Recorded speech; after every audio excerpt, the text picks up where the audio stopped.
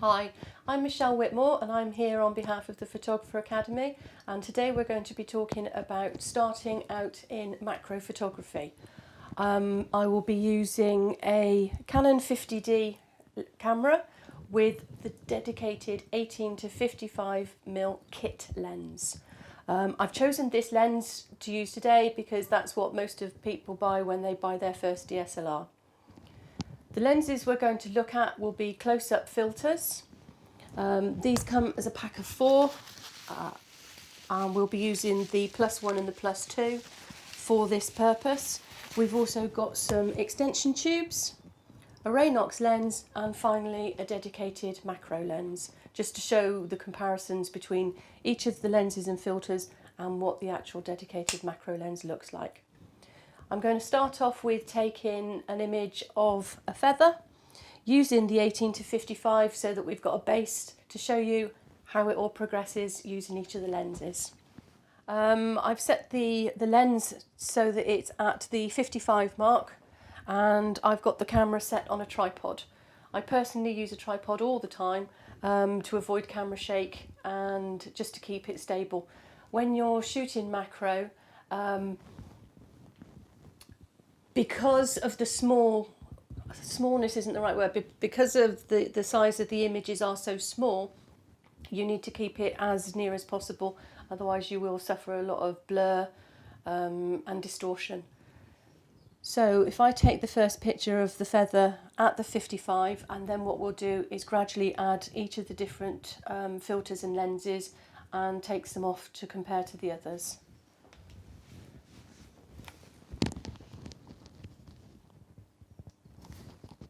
Helps if you turn the camera on first.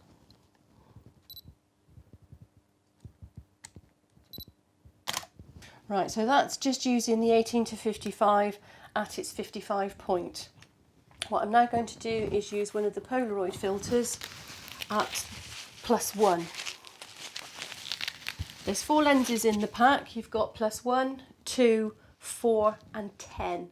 So with the 4 and 10, you're going down towards the extreme macro type of photography, in which case I would suggest you use a sliding rail with your camera. Now these filters, they literally just screw onto the front, and it's reset again, as you can see, to the 55. One thing you need to be really careful of when purchasing your filters is the size of the thread of the lens you are using. Now, as I've said, I'm using the 18 to 55 kit lens, and the thread on this is actually 58. So obviously I'm using 58 filters. If you're not using the 18 to 55 and you're using, say, a 70 to 200, then you need to check what thread that lens is, and then buy the appropriate pack. These particular lenses are about £15, so we're talking real budget here, but the results aren't too bad for those just starting out. So we'll start off with our first picture using the +1 filter on the 18 to 55 lens.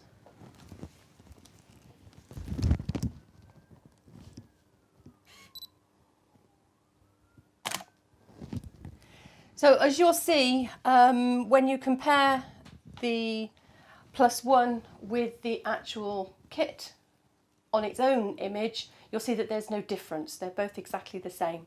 So what we'll do now is we'll take off the +1 and we'll add the +2 and see if that makes a difference. So we'll now put the +2 lens on, the filter, sorry.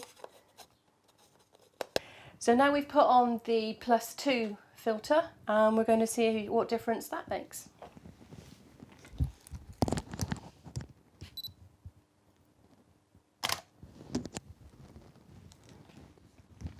As you can see, using the +1 and the +2 doesn't give you a massive amount of difference, but it does take you a little bit closer.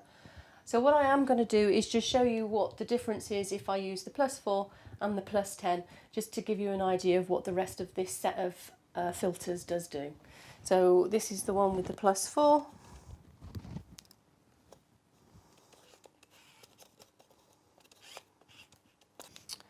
And setting it back out to the 55.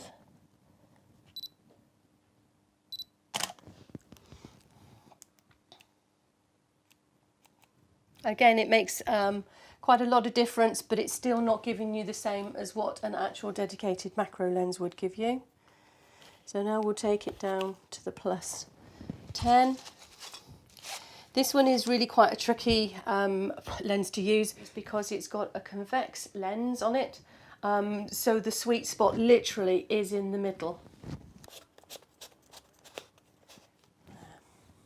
Back out to 55. And as you can hear, it's hunting around looking for the feather. So what I'm going to do is just bring the lens a little bit closer. And it needs to go closer still.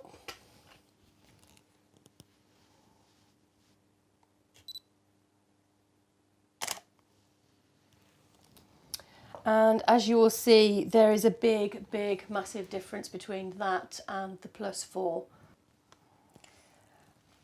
What we're going to do now is take the filters off, and we'll go for the next option,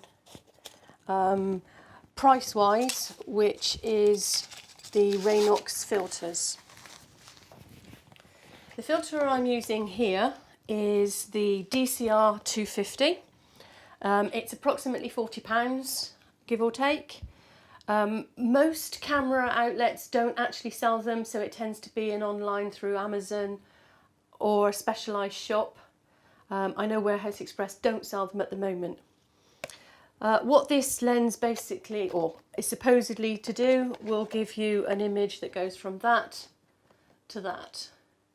So we've already seen what the 1855 does on its own, so we'll now take a look at what the Raynox 250 will do to the kit lens. Very simple to use. It's a clip which clips onto the front of the lens, and the lens piece then just sits in the screws into the middle here.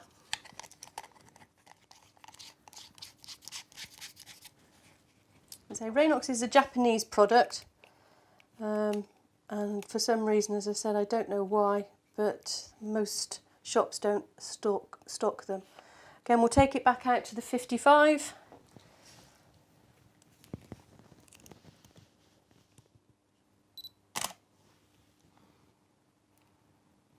Right, what you'll see is that the Raynox is not quite so close up as the plus 10, but it has a wider depth of field, unlike the filter, which has got a sweet spot. And you'll notice on the picture that it all falls out around the outsides, whereas this one will give you better focus of the whole subject compared to the filter. Right, now we'll move over and take a look at the extension tubes. I have two extension tubes. I have the 12mm and the 25mm. There are others available, but this is what I've got to hand. They are basically used to extend the distance from your lens and the camera. There's no actual glass in it, so there's no optical benefits from them at all, just getting closer to your subject. They literally clip onto the back of your lens like so, and just pop straight back onto the camera again. So we'll take it back out to the 55 and take our image.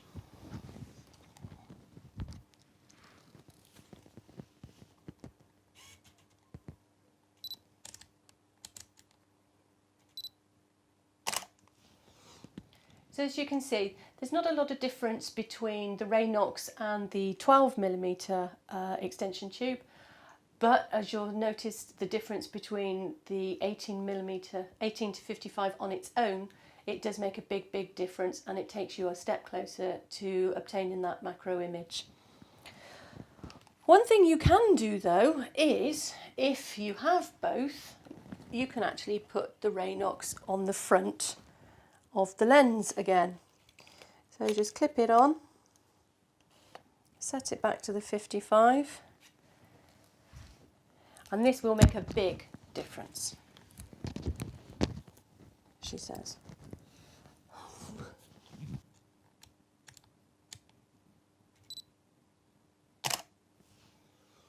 And that has made a phenomenal difference, as you can see. So as you will have noticed, we've also moved an awful lot closer to the feather itself.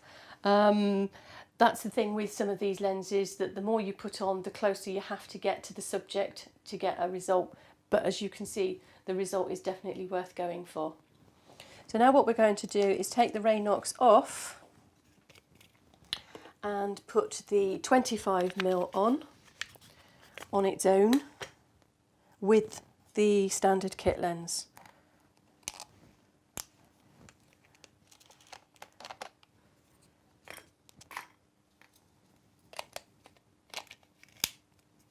So now we're going for the 25mm extension tube. Again, it's exactly the same as the 12, but it's taking the lens that bit closer to the subject. And back out to the 55.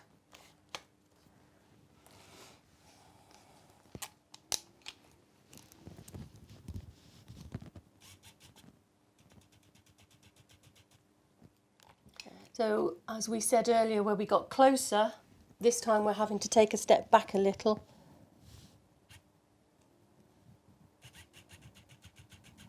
And what I'm actually doing is on each of these images, you'll notice that I'm focusing on the spine part of the quill, just so that we get a clear focus point.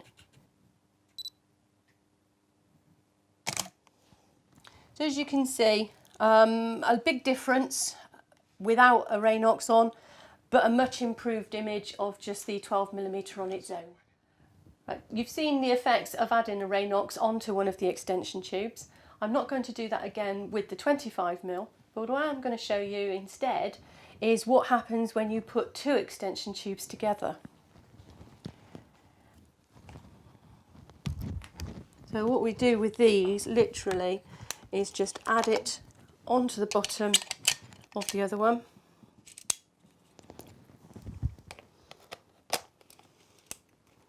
And we'll take it back out to 55 and we'll see where we go with this one.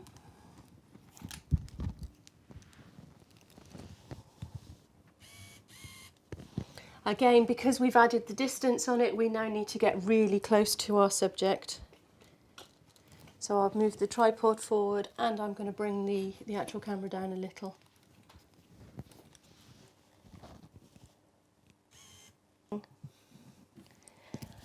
You have to have a lot of patience with some of this.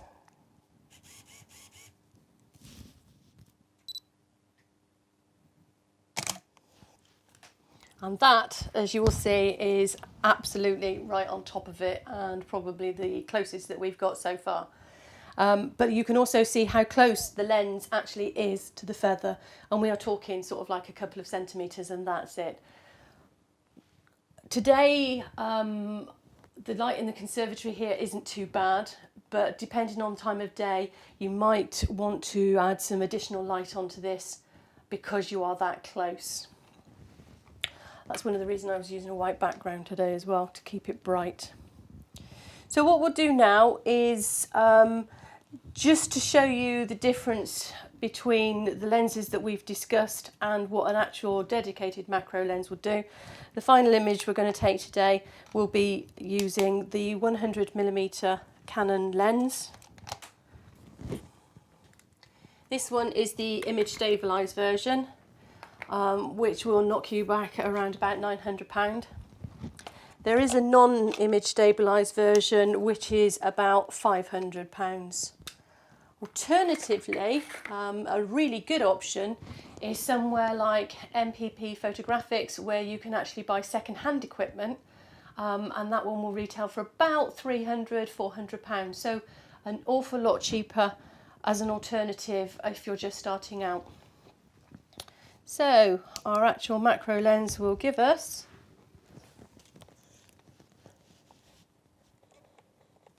and I'm on way too close now.